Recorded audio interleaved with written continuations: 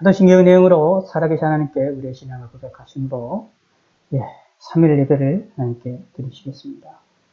전능하사 천지를 만드신 하나님 아버지를 내가 믿사오며 그의 아들 우리 주 예수 그리스도를 믿사오니 이는 성령으로 잉태하사 동정녀 마리아에게 나시고 본디오 빌라도에게 고난을 받으사 십자가에 못 박혀 죽으시고 장사한 지 사흘 만에 죽은 자 가운데서 다시 살아나시며 하늘에 오르사 전능하신 하나님 우편에 앉아 계시다가 저희로서 산 자 죽은 자를 심판하러 오시리라.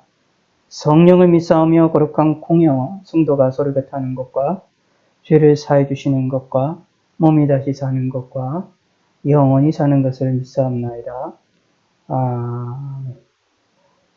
우리 잠언 28장 1절에서 14절까지 말씀입니다.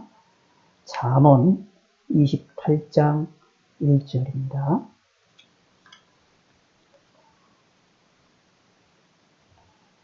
악인은 쫓아오는 자가 없어도 도망하나 의인은 사자같이 담대하니라. 나라는 죄가 있으면 주관자가 많아져도 명철과 지식이 있는 사람으로 말미암아 장구하게 되느니라. 가난한 자를 학대하는 가난한 자는 곡식을 남기지 않은 포구 같으니라. 율법을 버린 자는 악인을 칭찬하나 율법을 지키는 자는 악인을 대적하느니라. 악인은 정의를 깨닫지 못하나 여호와를 찾는 자는 모든 것을 깨닫느니라. 가난하여도 성실하게 행하는 자는 부유하면서 굳게 하는 자보다 나으니라. 율법을 지키는 자는 지혜로운 아들이요 음식을 탐하는 자와 사귀는 자는 아비를 욕되게 하는 자니라. 중한 별리로 자기 재산을 늘리는 것은 가난한 사람을 불쌍히 여기는 자를 위해 그 재산을 저축하는 것이니라.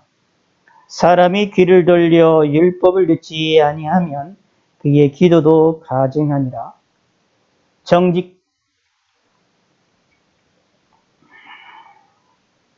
정직한 자를 악한 길로 유인하는 자는 스스로 자기 함정에 빠져도 성실한 자는 복을 받느니라. 부자는 자기를 지혜롭게 여기나 가난해도 명철한 자는 자기를 살펴 아느니라. 의인이 득이하면 큰 영광이 있고 악인이 일어나면 사람이 숨느니라. 자기의 죄를 숨기는 자는 형통하지 못하나 죄를 자복하고 버리는 자는 불쌍히 여김을 받으리라. 항상 경외하는 자는 복되거니와 마음을 완악하게 하는 자는 재앙에 빠지리라.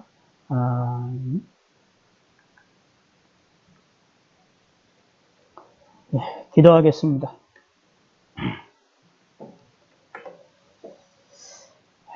하나님 아버지여 감사합니다. 오늘도 시간을 주셔서 하나님께 영광을 돌려드릴 수 있게 하심을 감사합니다. 3일 예배로 하나님께 영광을 돌려드릴 수 있게 하심을 감사합니다. 지난 3일 동안을 지켜주심을 감사하고 또 앞으로의 3일을 지켜주셔서 다음 주일까지 하나님께 영광이 되어주며 하나님의 은혜로 건강하고 강건하게 지낼 수 있도록 하나님이 은총을 베풀어 주시옵소서.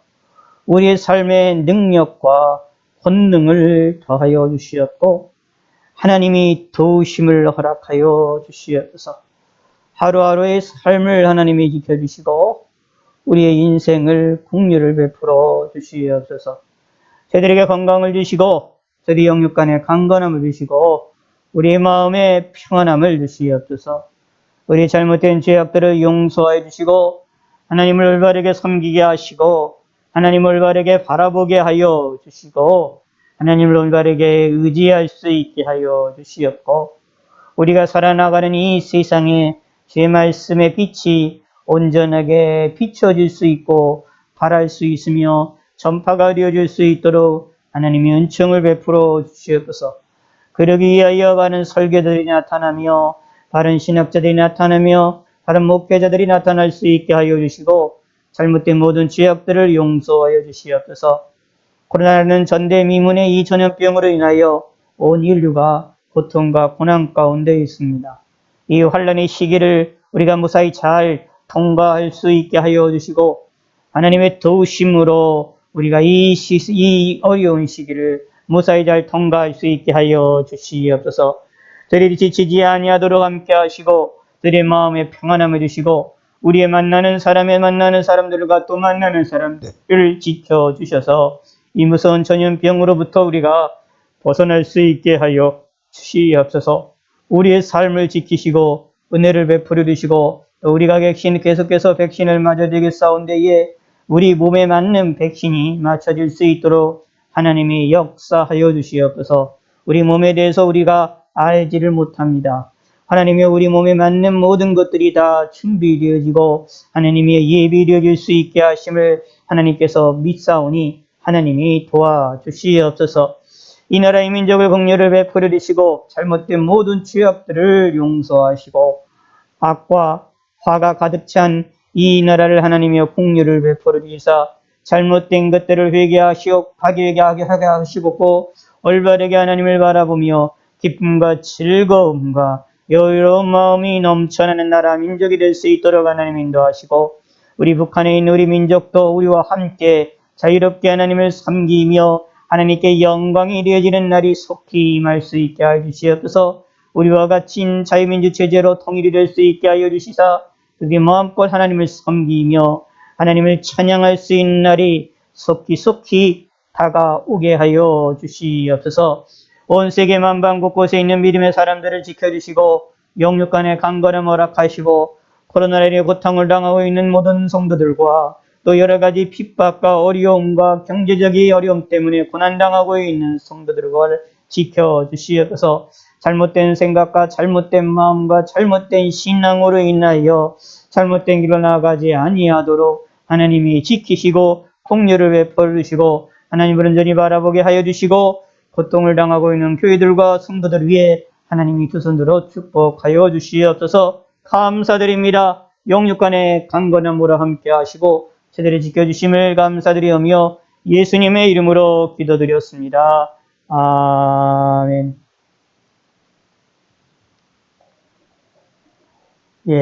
오늘에 있는 이 말씀, 28장, 잠언 28장에 있는 말씀 우리가 함께 살펴보기를 원합니다.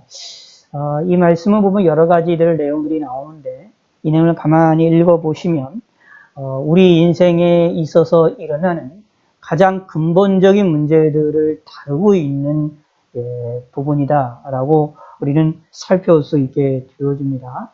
우리 눈에 보이고 우리 눈에 경험이 되어 있는 피상적인 내용이 얘기하는 것이 아니라 우리 삶에 일어나게 되고 있는 숨겨져 있고 또 우리가 잘 파악하지 못하는 깊은 분야까지도 우리가 알 수 있게 되어지는 그런 내용이다라고 보시면 되겠습니다.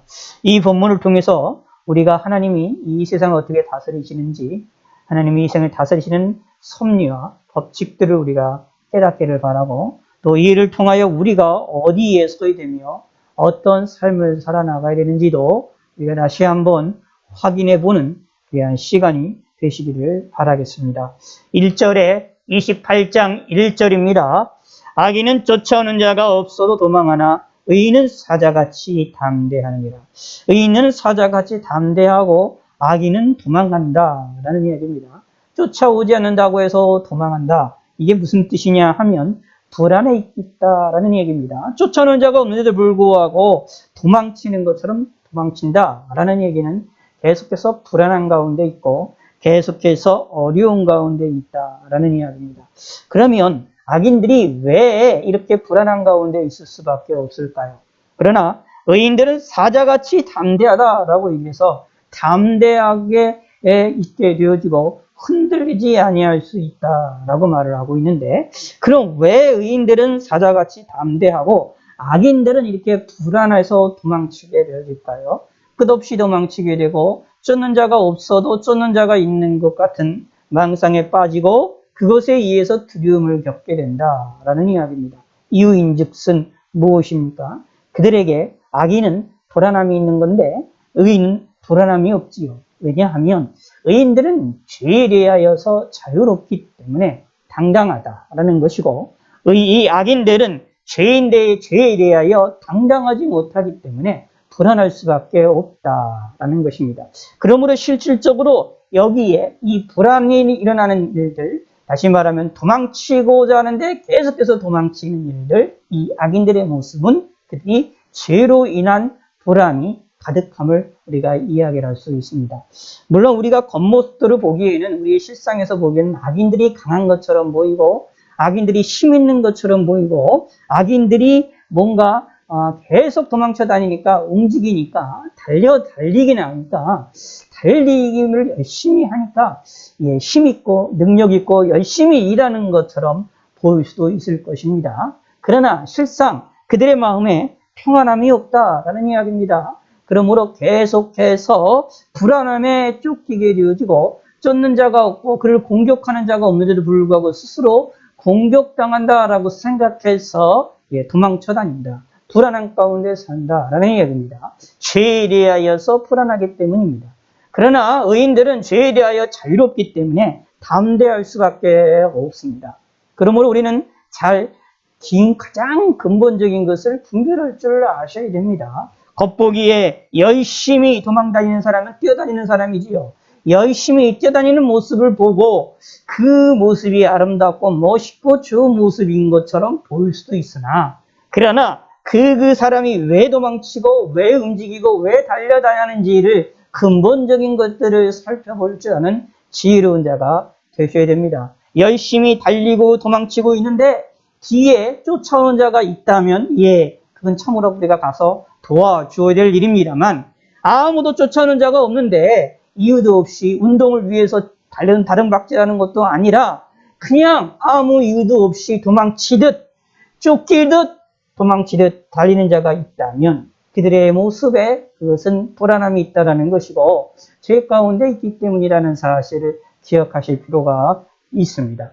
우리 기억하셔야 됩니다. 우리들도 하나님 앞에 죄를 짓게 되면 항상 불안함에 사로잡힐 수밖에 없는 우리의 모습이라는 것도 우리가 기억을 하셔야 됩니다. 2절, 그렇기 때문에 사실 1절과도 연결이 되는데, 나라는 죄가 있으면 주관자가 많아져도, 죄가 있으면 주관자가 많아집니다. 나라에 주관자가 많아진다라는 이야기는 서로가 잘났고 서로가 자기가 모든 것을 알고 자신이 우두머리가 되려고 하고 자신이 왕이 되려고 한다라는 얘기입니다. 그래서 자신의 생각대로 움직인다. 왜 그럴까요? 마치 이 1절에 있는 것과 같습니다. 악인은 쫓아오는 자가 없어도 도망합니다. 다시 말하면 열심히 움직입니다. 계속해서 움직입니다. 그러다 보니 그런 사람들이, 악인들이 다 다스리는 나라가 있게 되어지면, 악인들로 창궐한 나라가 있게 되어지면 그 악인들의 나라는 쫓아오는 자가 없어도 스스로가 두려움에 떨어서, 무서움에 떨어서 부산을 떨게 되어지기 때문에 서로가 자신의 주장들을 하게 됩니다. 함께 움직이고 협력하는 것이라기보다는 서로 악인들은 불안에 떨고 있기 때문에 자기의 말들과 자기의 주장을 통하여서 움직이는 것이 되어진다. 그러므로 나라는 뭐예요? 어지러워질 수밖에 없다라는 것입니다. 그러나 명철과 지식이 있는 사람으로 말미암아 장구하게 되리라라는 얘기입니다. 그러한 죄 가운데 있는 사람들로 인하여서 그런 주관자들이 많은 나라들을 구원하는 것은 명철과 지혜 있는 사람으로 말미암아 장구된다. 명철과 지혜 있는 사람으로 말미암아 구원을 얻게 되어진다. 다시 살 수 있게 되어진다라고 성경에서 명확하게 이야기를 하고 있습니다. 그러므로 우리는 어디에 입장에 서야 되느냐 하면 바로 죄인의 입장에 서는 것이 아니라 의인의 입장, 죄에 대하여 용서받는, 죄에 대하여 담대한 자들이 되어야 된다라는 이야기입니다. 여기에 나와 있는 의인들이 사자같이 담대한이라는 말씀처럼 의인의 입장에서 담대한 자들이 되어야 되지요. 곧 죄에 대하여 자유로운 자가 되어야 됩니다. 그러므로 죄에 대하여 자유로운 자가 되기 위하여서는 죄를 용서받아야 된다라는 이야기입니다. 그래서 우리는 기억을 하셔야 됩니다. 신앙생활하는 데 있어서 기독교인들에게서 사실 가장 중요한 것 가운데 하나가 죄의 문제를 해결하는 것이다 라는 것입니다. 우리가 나라를 위해서 기도하고 나라를 위해서 우리가 많은 기도를 하고 걱정과 근심을 할 때도 사실 가장 핵심적인 게 뭐냐 하면 우리나라의 죄에 대해서 이야기를 해야 됩니다. 나의 죄에 대해서 고민을 해야 됩니다. 우리의 죄가 하나님께 용서받기를 간구하는 성도가 되셔야 된다라는 이야기입니다. 그러므로 사실 이 이절의 말씀에 이해한다면 결국 우리가 나라를 국가를 위한 국가를 위해서 일하는 가장 중요한 것 중에 하나가 사실 회개하는 것이다라고 볼 수가 있습니다. 그래서 예수 믿는 사람들의 신앙생활 한 사람 한 사람의 신앙은 나라와도 연관이 되고 온 세계와도 연관이 된다라는 것이 성경적인 원리라는 사실입니다. 그래서 나 하나의 개인의 신앙이 아무것도 아닌 것이 아니라 온 세계를 뒤흔들 수 있는 신앙으로 연결이 된다는 것을 우리는 기억을 하셔야 됩니다. 그러면서 말합니다. 3절 가난한 자를 학대하는 가난한 자는 곡식을 남기지 아니하는 푸구 같으니라. 여기에 악한 자 중에 아주 끔찍한 악인들을 이야기하는데 가난한 자들이 가난하면서 그 가난한 자를 학대하는 자들이 있다라는 얘기입니다. 이들은 자신의 가난함을 생각하지 못하고 또 다른 가난한 자를 공격한다. 다시 말하면 강포하다라는 이야기입니다. 악인이다. 근데 이 사람은 그렇기 때문에 곡식이 남기지 않은 푸구 같다라는 이야기는 어떻게 이 사람을 막는 방법이 없다라는 겁니다. 무서운 일이다라는 이야기입니다. 교만의 특징이다라는 이야기죠. 이 교만한 자들은 이 교만의 죄악에 휩싸여 있는 자들은 결국 자신이 가난해도 가난한 것을 눈치채지 못하고 또 다른 자를 괴롭히기를 가난한 자들을 더 괴롭히기를 원한다라는 이야기입니다. 자, 이게 참 우리가 조심해야 되는 겁니다. 악인들은 이 악의 죄라는 것은 죄로 인한 지배받는 악인들의 특징은 나 하나로 끝나는 것이 아니라 다른 이들도 계속해서 괴롭히고자 한다라는 것이 특징이 있다라는 겁니다. 그래서 창세기서를 보시면 그래서 죄의 현상이 한 사람의 매로 끝나지 않고 다른 이들에게 계속해서 영향을 끼치는 것을 볼 수가 있게 됩니다. 죄의 퍼짐이 의에 대해서 하나님을 섬기는 일에 대해서 퍼지는 것보다 죄악과 악이 퍼지는 일이 더 강력하게 빠르게 퍼지는 모습이 창세기에 나옵니다. 그 1초반부에 나오는 거죠. 11장 전까지, 12장 전까지 내용들이 사실 많이 나옵니다. 그게 뭐냐? 죄악의 무서운 것이다. 라는 이야기입니다. 그래서 우리는 이런 자들이 되지 아니하도록 조심해야 됩니다. 그러면 실질적으로 가난한 게 문제냐? 사실 그게 아니에요. 여기도 부자들은 이게 나오는데, 나중에 두 자리 나오는데, 가난냐, 부자냐, 이게 문제가 아니라 그들이 가지고 있는 성향이 중요한 겁니다. 그들이 가지고 있는 무엇을 가지고 있느냐라는 것이 중요한 겁니다. 죄악을 갖고 있으면, 악을 갖고 있으면, 그 남을 학대하더라도 자기도 연약한데 다른 이들을 더 공격을 하는 어리석은 자가 된다라는 이야기입니다. 모든 것들을 다 부정적으로 보고 모든 일을 다 어떻게 되느냐면 싸움닭처럼 행동을 할 수밖에 없는 일이 벌어집니다. 과연 이것이 우리의 모습의 주 모습일까? 우리는 항상 조심하는 것이 필요합니다. 예수 믿는 사람들은 싸움닭이 되면 안 되겠지요. 그러므로 그렇게 되지 아니하도록 조심하자. 깨어 있어야 됩니다. 죄로부터 멀어져야 된다는 이야기입니다. 그래서 여기 4절을 보시기 바랍니다. 율법을 버린 자는 악인을 칭찬하나 율법을 지키는 자는 악인을 대적하느니라. 그러므로 여기서 이 가난한 자가 학대하는 가난한 자는 곡식을 남기지 않은 푸구 같은 사람이 말하고 있고, 죄가 있으면 나라에 죄가 많으면 주관자가 많아지는 것처럼 악인들은 쫓아오는 자가 없어도 도망치듯 이렇게 불행한 인생을 사는데 여기로부터 벗어나는 길이 무엇일까요? 라고 있을 때에 하나님의 말씀을 지키는 것이다 라는 얘기입니다. 말씀을 지키면 악인을 대적하게 됩니다. 악으로부터 벗어나려고 합니다. 죄로부터 벗어나려고 한다라는 얘기입니다. 왜냐하면 율법이라는 것은 기준점을 우리에게 알려줍니다. 우리에게 율법이라는 것은 우리에게 길을 알려주고 율법이라는 것을 통하여 우리에게 경계를 알려주기 때문에 우리 율법이라는 것이 우리에게 리트머스 시험지처럼 우리에게 테스트기와 같은 역할을 하게 된다라는 이야기입니다. 그래서 율법을 통하여서 무엇이 옳은지 무엇이 나쁜지, 우리가 어디까지 가야 되는지 어디까지 가지 말아야 되는지, 어느 길로 가야 되는지 움직여야 되는지, 어떤 마음을 가져야 되는지 가지 말아야 되는지를 알 수 있는 것이 율법입니다. 그러므로 율법 하나님의 말씀을 지키는 자가 되어야 된다. 근데 그런 사람들은 그러므로 악인을 대적할 수밖에 없다. 다시 말하면 죄를 멀리할 수밖에 없다라는 얘기입니다. 그러나 율법을 버린 자는 기준점을 버린 겁니다. 자신이 가야 될 기준점을 버린 자들은 어떻게 됩니까? 악인을 칭찬하지 말아야 될 악인을 칭찬하게 된다라는 얘기입니다. 옳고 그릇을 분별하지 못하게 된다라는 얘기입니다. 이것처럼 불행한 자가 어디 있습니까? 눈먼 자 아닙니까? 율법을 버린 사람과 같은 사람은 이런 사람이지요. 자동차를 타고 길을 가는데 법규를 따라 움직이는 것이 아니라, 자동차의 길을 따라 움직이는 것이 아니라, 앞에 있는 신호등을 따라 움직이는 것이 아니라, 신호등이 멈추라고 빨간불이 있는데도 그냥 지나가는 것이고, 그냥 길대로 가는 것이 아니라 지그재그로 왔다 갔다 가면서 움직이는 사람과 같다. 운전하는 사람과 같다라는 얘기입니다. 그 운전하는 길에 있어서 지켜야 될 그 기준점들을, 거기서 해야 될 일들을 지키지 아니한다라는 얘기입니다. 그러므로 뭔 일이 벌어집니까? 옳지 않은 행동을 할 수밖에 없다. 다른 판단을 할 수가 없게 됩니다. 이게 무서운 일입니다. 그러므로 율법을 버린 자가 되지 마시고 율법을 지키는 자가 되시길 바라겠습니다. 하나님의 말씀을 지켜야 됩니다. 죄를 멀리하는 자들은, 죄에 대해서 용서함을 받고 죄에 대해서 회개할 줄 알면 사는 사람들은 의인의 삶을 살아야 되는데, 그런 사람들은 율법을 지키는 자들이 되어야 된다는 얘기입니다. 사실 그런 자들이 나라에 많이 있게 되어질 때에 나라가 든든히 서갈 수 있게 되어진다는 얘기입니다. 그 일을 누가 해야 됩니까? 예수 믿는 사람들이 해야 됩니다. 악인을 칭찬한 것 참 말이 안 되지요.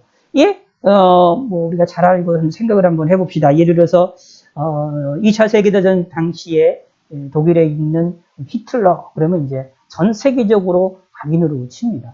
그 히틀러 한 사람 때문에, 그 사람들을 추종하는 사람들 때문에 많은 이들이 죽었고, 많은 이들이 전쟁이 일어났고, 많은 이들이 고통 가운데 빠졌던 것이다 라는 얘기입니다. 그런데 만약에 그 히틀러를 향하여 칭찬하고 히틀러를 추종하고 히틀러를 향하여 박수치고 좋아하는 사람이 있다라고 한다면 어떻게 되겠습니까? 유럽에는 그런 사람들이 종종 있다라고도 이야기를 하지만, 그런 일이 있게 된다면 어떻게 됩니까? 역사를 잘 모르는 것이고, 역사를 뒤흔드는 것이고, 사유를 뒤흔들어 놓는 것이고, 또 다른 악의 길로 나갈 수밖에 없는 게 아닙니까? 악인은 악인이라 얘기할 수 있는 자가 지혜로운 자인데, 악인을 칭찬한다? 무엇입니까? 하나님의 율법을 버린 자들이다 라는 이야기입니다. 하나님을 버린 자들이다 라는 이야기죠. 하나님의 말씀의 법을 버린 자들이다 라는 이야기입니다.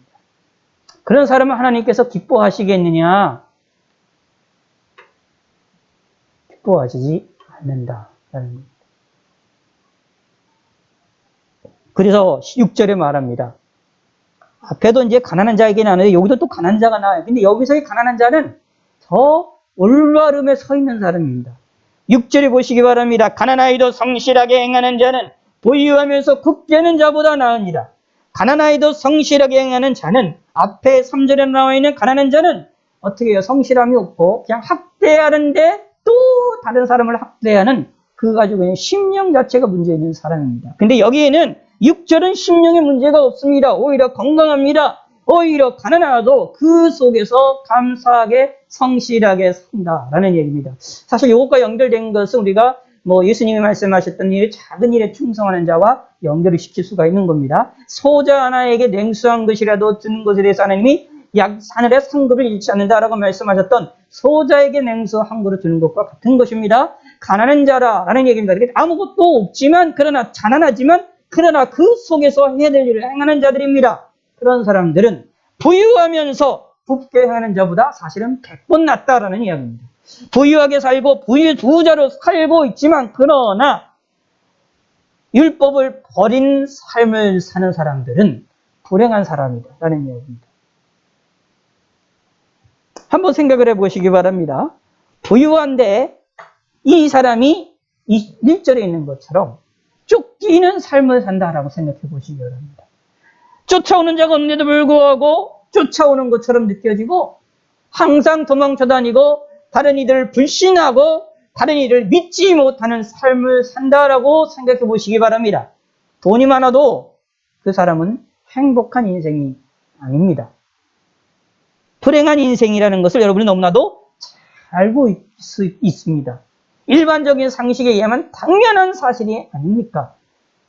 하나님께서도 분명히 말을 하고 있습니다. 그러므로 무엇입니까? 가난한 게 중요하냐? 부자가 되는 것이 중요하냐? 사실 가난해도 괜찮고 부자가 돼도 괜찮습니다. 문제는 무엇이냐 하면 그 속에서 가지고 있는 것이 무엇이 있느냐라는 얘기입니다. 성실하게 행하는 자이니까 굳게 아니면 굳게 행하는 자. 다시 말하면 성실하게 행하지 아니하고 길을 걸어가는 길을 굽히며 가는 자들입니다. 다른 말로 표현한다면 4절에 있는 것처럼 율법을 버린 자입니까? 율법을 지키는 자입니까? 라는 얘기입니다.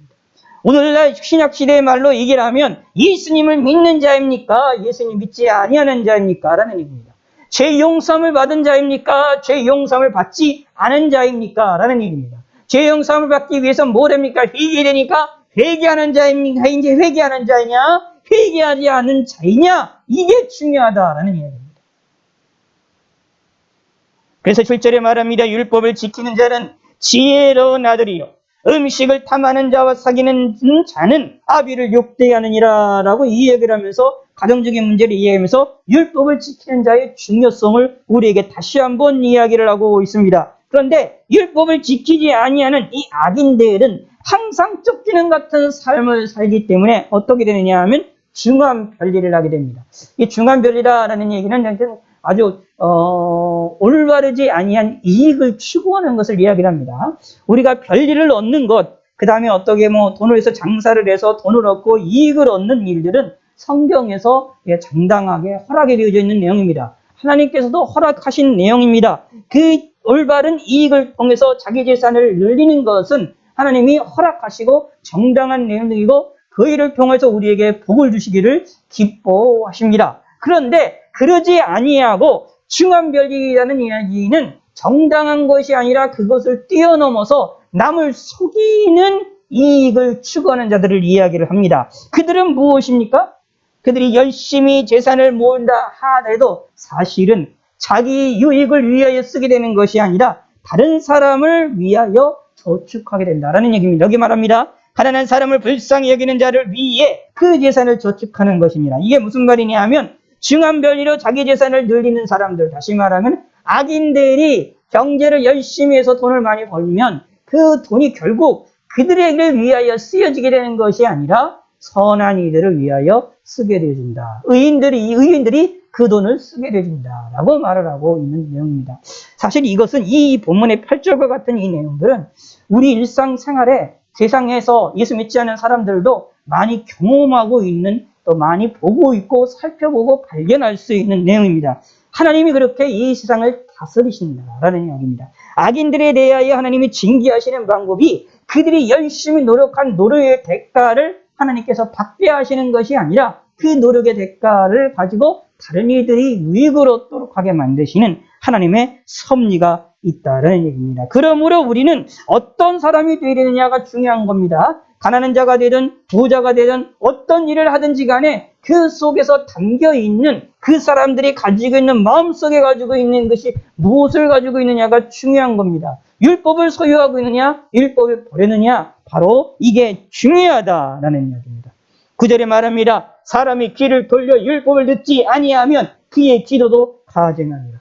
우리는 하나님께 기도를 많이 합니다. 근데 하나님께 기도를 한다고 하면서 하나님의 율법을 듣지 아니한다면, 하나님의 말씀에 귀를 기울이지 아니한다면 그 기도가 가증한 것이 되어진다라는 얘기입니다. 거짓된 기도가 되어질 수 있다라는 이야기입니다. 그러므로 우리는 귀를 돌려 율법에 열심히 들어야 되고, 듣는 것으로 끝나는 것이 아니라 들을 때에는 그것을 지키기 위해 들어야 된다라는 얘기입니다. 말씀을 지키는 삶과 그리고 기도하는 삶이 함께 더불어져 움직여 나가야 됩니다. 이런 여러 가지 우리 삶에 있어서 논쟁들이 있어요. 기도가 중요하냐, 말씀이 중요하냐, 말씀이 중요하냐, 기도가 중요하냐. 이게 선후관계도 막 무엇이 먼저이냐, 기도가 먼저이냐, 말씀이 먼저이냐, 이 뭐 논쟁들이 이게 많습니다. 뭐 그런 논쟁들이 있는데 그 논쟁들에 대하여서 이제 성경적인 흐름을 본다면 말씀이 먼저인 것은 분명한 사실입니다. 그럼에도 불구하고 기도를 무시한다. 이것 또한도 잘못된 것이다. 라는 사실입니다. 그런데 중요한 거는 무엇이냐면 두 가지가 함께 같이 움직이는 겁니다. 기도를 먼저 앞세우든지 말씀을 먼저 앞세우든지 간에 사실은 두 가지가 함께 움직여야 됩니다. 이게 정상적인 겁니다. 성경에서 말하는 바른 자세라는 것을 기억을 해야 됩니다. 하나님께 기도한다라고 하면서 하나님의 율법, 하나님의 말씀에 귀를 기울이지 아니한다면 그 기도는 가증하다라고 분명히 하나님이 말씀하시고 계시기 때문에 하나님께 기도하는 자들은 하나님의 말씀에도 귀를 기울이고 말씀을 앞세우는 삶을 살아나간다라는 얘기입니다. 이것이 함께 움직여 나가야 되는 겁니다. 말씀을 중요시 여기는 자는 또 무엇으로 합니까? 말씀에서 말하는 대로 기도도 함께 움직여 나가는 겁니다. 기도도 중요시 여기면서 함께 나가는 것입니다. 함께 같이 움직인다라는 얘기입니다.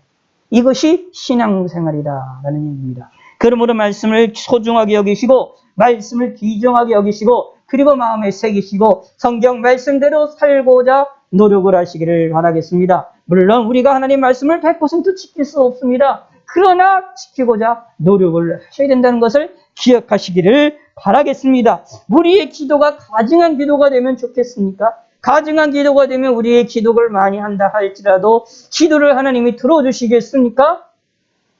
하나님이 싫어하시지 않겠습니까?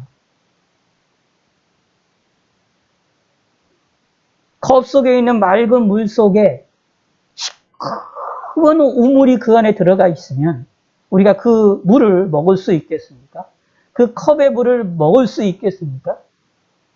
우리는 컵 속에 그냥 먼지 하나가 들어가도 때로는 헝겊 조각이 하나 들어가도 더러워서 그것을 먹지 못하지 않습니까? 버리고 깨끗이 씻어서 새롭게 물을 푸는 것이 우리의 모습이 아닙니까? 그런데 그 물에 더러운 우물이 잔뜩 있다. 근데 그걸 먹겠습니까? 말이 안 되는 일입니다. 근데 우리가 하나님 앞에 그렇게 행하면 되겠습니까? 하나님께 깨끗한 하나님께 향료를, 다시 말하면 하나님의 향년을 하나님께 드린다고 하면서 기도를 하는데 그 속에서 썩은 냄새가 나는 가증함이 함께 있다면 하나님이 그것을 기뻐하시겠습니까? 아니다 라는 얘기입니다. 그러므로 기도하는 것과 말씀을 지키는 것, 말씀을 듣는 것과 함께 움직여 나갑니다. 그래서 이제 개신교의 이제 예배의 특징은 두 가지가 다 있는 겁니다. 말씀 선포와 기도와 찬송 이런 것들이 함께 다 버무려져 있는 겁니다. 어느 한쪽으로만 있는 것이 아니라 그것이 함께 같이 움직이고 균형 잡히게 움직이는 것들을 살펴볼 수 있습니다. 물론 이제 말씀은 듣는 시간이 더 길지요. 그러나 그 긴 거로 끝나지가 않고 그것을 통하여 그 속에서 하나님께 기도하는 것도 있다라는 이야기입니다. 왜냐하면 자, 우리 그러므로 사실 그렇기 때문에 말씀을 들을 때도 마음속으로는 기도해야 되는 겁니다.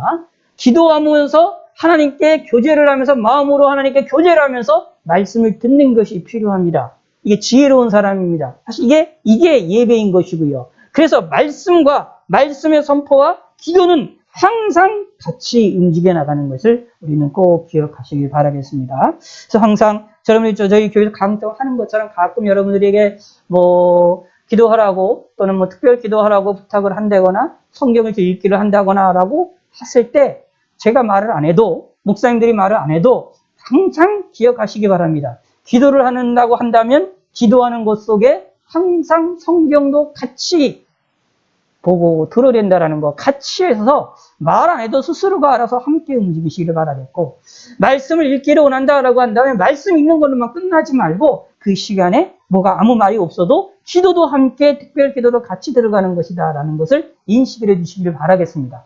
항상 기억하시기 바랍니다. 말씀과 기도는 분리가 되지 않습니다. 물론 궁극적으로는 말씀이 먼저고 말씀을 통하여 믿음이 들어가고 믿음을 통하여서 기도를 하게 되어지는 것이 일어나기 때문에 논리적으로는 말씀이 먼저가 되어지지만 우리의 실제적인 삶 속에서는 이 두 가지가 거의 동시에 다 같이 일어난다라고 보시면 됩니다. 말씀이 앞서지만 동시에 말씀을 통하여 기도가 있게 되고, 기도가 앞설 때도 있어지만 그걸 통하여, 기도를 통하여 말씀이 함께 움직이고 하는 것들이 서로 간에 우리의 실생활에서 같이 나타나야 된다라는 얘기입니다. 9절의 말씀, 사람이 귀를 돌려 율법을 듣지 아니하면 그의 기도도 가증하니라라고 말하고 있습니다. 우리가 가증한 기도를 드리지 아니하도록 조심하시는 성도가 되시기를 바라겠습니다. 정직한 자를 악인의 길로 유인하는 자는 스스로 자기 함정에 빠져도 성실한 자는 복을 받느니라. 악인들의 또 특징은 뭐냐? 이 정직한 자를 함정에 빠뜨리려고 한다라는 얘기입니다. 이게 참 이게 무서운 겁니다. 근데 함정에 빠뜨리려고 유인할 때에 그냥 유인하지 않아요. 악한 길로 유인할 때에 악한 모습을 보여주면서 우리를 유인하면 우리가 악한 것을 아니까 벗어나면 되잖아요. 그래서 쉬운데 악인들이 우리를 정직한 자를 유인할 때는 절대로 악한 모습을 보여주지 않습니다. 가장 좋은 모습, 가장 아름다운 모습, 가장 선한 모습을 보여주면서 우리에게 악의 길로 인도한다라는 겁니다. 그러니까 어떻게 될까요? 혼란에 빠진다라는 얘기입니다. 그러므로 하나님의 도우심이 필요하고 동시에 우리도 볼 수 있는 가장 진실된 눈, 다시 말하면 근본적인 것을 볼 줄 아는 눈이 필요하다라는 얘기입니다. 볼 수 있는 눈이 잘 없으면 뭐를 봐야 되느냐 하면 열매를 볼 줄 아는 성도가 되시기를 바라겠습니다. 열매를 본다라는 얘기, 그의 삶을 보시면 된다라는 얘기입니다. 그의 삶의 행적들을 보게 되면 알 수가 있게 된다라는 얘기입니다. 부자는 자기를 지혜롭게 여기나 가난해도 명철한 자는 자기를 살펴 아느니라. 여기서 부자는 자기를 지혜롭게 여긴다라는 이야기는 여기서 뭐 부자 가운데서도 자기를 지혜롭게 여기지 않는 사람도 있어요. 자기를 똑똑하다고 생각하지 않는 사람도 있습니다. 그러나 여기 말하는 이 부자는 어떤 부자는 악한 부자라고 보시면 됩니다. 자기 스스로를 지혜로운 것처럼 착각 속에 빠지는 다른 말은 교만한 부자들이라고 보시면 됩니다. 여기 나와 있죠. 가난한 자도 교만한 사람이 있습니다. 또 다른 가난한 자를 학대하는 자들 있잖아요. 가난한 자도 교만한 사람이 있고요. 부자들도 교만한 사람이 있습니다. 근데 문제는 부자들이 교만한 것이 더 큰 영향력을 끼칩니다. 작은 이들이, 가난한 자들이 교만을 하게 되면 그 교만함의 역사가 주위에 있는 사람이 얼마 전에 그 영향력이 작게 일어나지만, 그러나 부자들이 교만을 하게 되면 어떻게 되느냐, 많은 이들에게 영향을 끼칩니다. 그래서 이제 그게 문제가 심각하지요. 자기를 지혜롭게 여기나 가난해도 명철한 자는 자기를 살펴 아느니라. 자기를 살펴 아는 것이 중요합니다. 자기를 살펴 안다라는 얘기는 옳고 그름을 분별할 수 있다. 다른 말로 표현하면 말씀을 지키는 자이다라는 얘기입니다. 기준점을 가지고 있습니다. 내 삶의 자를 가지고 있어요. 내 삶의 길을 어떻게 가야 될 푯대를, 내비게이션을 갖고 있는 겁니다. 내 길을 안내하는 안내자가 있다라는 이야기입니다. 그 사람이 바로 어떤 사람입니까? 지혜로운 사람이고 명철한 사람입니다. 저와 여러분들의 삶이 이러한 삶이 되시기를 바라겠습니다. 사실 이렇게 되는 사람들 위해서 우리가 뭐가 필요하냐? 13절에 있지요. 자기의 죄를 숨기는 자는 형통하지 아니하나 자기의 죄를 자복하고 버리는 자는 불쌍히 여김을 받느니라고 말하고 있지 않습니까? 그러므로 자기의 죄를 자기의 죄를 회개하는, 자복하는 자가 되시기를 바라겠습니다. 죄를 자복하고 죄를 버리는 자가 누구냐? 의인입니다. 그러므로 자기 죄를 인정하는 자들은 어떻게 해요? 두려움이 없게 됩니다. 담대하게 됩니다. 자신의 죄를 예수님으로부터, 하나님으로부터 용서받았다는 것에 대한 확신을 갖게 될 때는 두려움이 없게 된다라는 이야기입니다. 자기 죄를 숨기는 것처럼 어리석은 사람이 없습니다. 형통한 것처럼 보이나 결국은 형통하지 않게 되어진다라는 얘기입니다. 그러므로 우리는 12절에 있는 것처럼 의인이 득이하면 큰 영화가 있고라는 말씀처럼 의인이 득이한 삶이 되도록 저와 여러분들의 삶에 의인의 삶이 충만해지기를 소원하고 소망하시는 성도가 되시기를 바라겠습니다. 주여, 그러므로 14절에 이렇게 말합니다. 항상 경외하는 자는 복되거니와 라는 얘기입니다. 하나님을 경외하는, 그냥 경외를 할 때에 두려운 마음으로 서로 사랑하고 두려운 마음으로 섬기는 것을 이야기하는 겁니다. 하나님을 사랑할 때, 하나님을 사랑합니다라고 얘기할 때 하나님께 사랑합니다라는 말만 하는 걸로 끝나는 것이 아니라 그 안에 두려운 마음도 같이 있는 겁니다. 하나님을 사랑하는 마음만 있는 것이 아니라 두려워할 줄 아는 마음으로 생각한다라는 얘기입니다. 특히 오늘날 우리 기독교인들이 조심해야 될 부분이 바로 이런 부분입니다. 경외입니다. 하나님을 섬긴다고 하나님께 감사와 영광을 돌린다고 할 때에 경외를 해야 되는데 경외를 하지 않는 분들이 종종 있습니다. 무슨 뜻이냐? 하나님을 사랑한다라고 고백합니다. 하나님의 사랑을 이야기를 합니다. 그런데 하나님에 대하여 두려워할 줄을 모릅니다. 다시 말하면 죄에 대하여 회개할 줄을 모른다라는 이야기입니다.